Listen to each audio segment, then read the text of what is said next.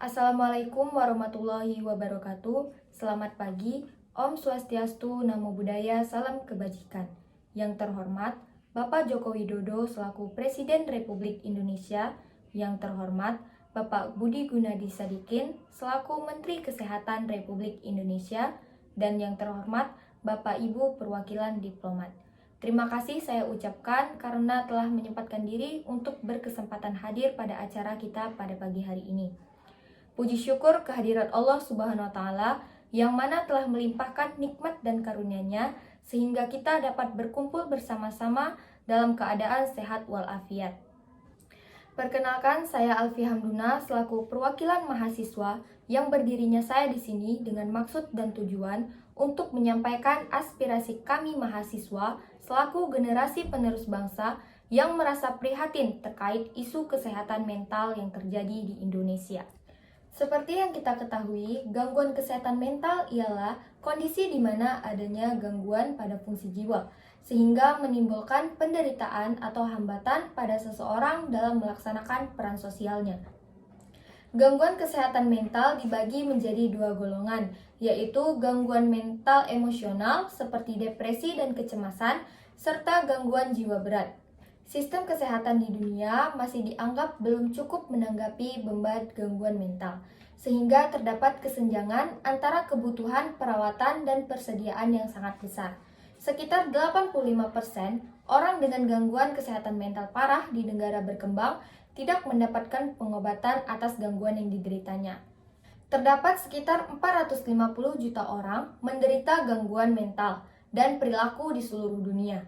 Diperkirakan 1 dari 4 orang akan menderita gangguan mental selama masa hidup mereka. Menurut data WHO Regional Asia Pasifik, jumlah kasus gangguan depresi terbanyak terjadi di negara India dengan persentase 4,5% dari jumlah populasi, dan yang terendah terjadi di Maldives dengan persentase 3,7% dari jumlah populasi. Sedangkan di Indonesia terjadi sebanyak 3,7% dari jumlah populasi.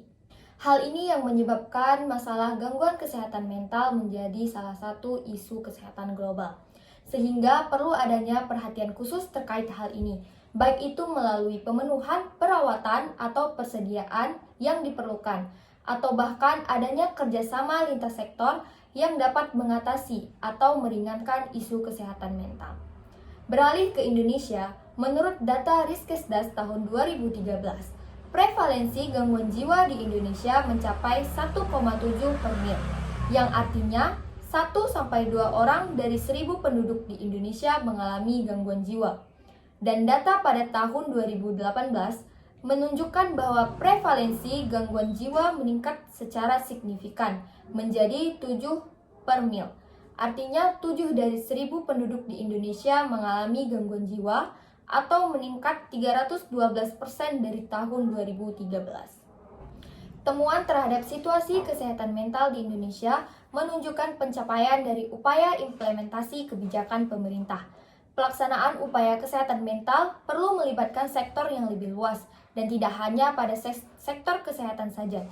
Seperti yang dikemukakan WHO, bahwa kesehatan mental ditentukan oleh banyak faktor dan interaksi sosial, psikologis dan faktor biologis, serta ekonomi dan lingkungan terkait perilaku.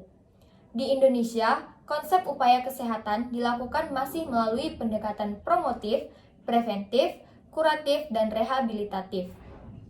Upaya promotif bertujuan untuk mempertahankan dan meningkatkan derajat kesehatan jiwa masyarakat, menghilangkan stigma dan diskriminatif, serta pelanggaran terhadap hak asasi orang dengan gangguan jiwa. Upaya preventif bertujuan mencegah terjadinya masalah kejiwaan dan mengurangi faktor risiko akibat gangguan jiwa, serta mencegah dampak dari masalah psikososial yang ada. Sedangkan untuk upaya kuratif berupa pengobatan dan rehabilitatif bertujuan memulihkan fungsi sosial, okupasional, serta mempersiapkan dan memberikan kemampuan orang dengan gangguan jiwa agar mandiri di masyarakat. Sekian penjabaran masalah dari saya. Kami berharap pemerintah Indonesia dapat dengan tegas menindaklanjuti terkait isu kesehatan mental di Indonesia. Terima kasih atas perhatiannya. Saya ucapkan Assalamualaikum warahmatullahi wabarakatuh.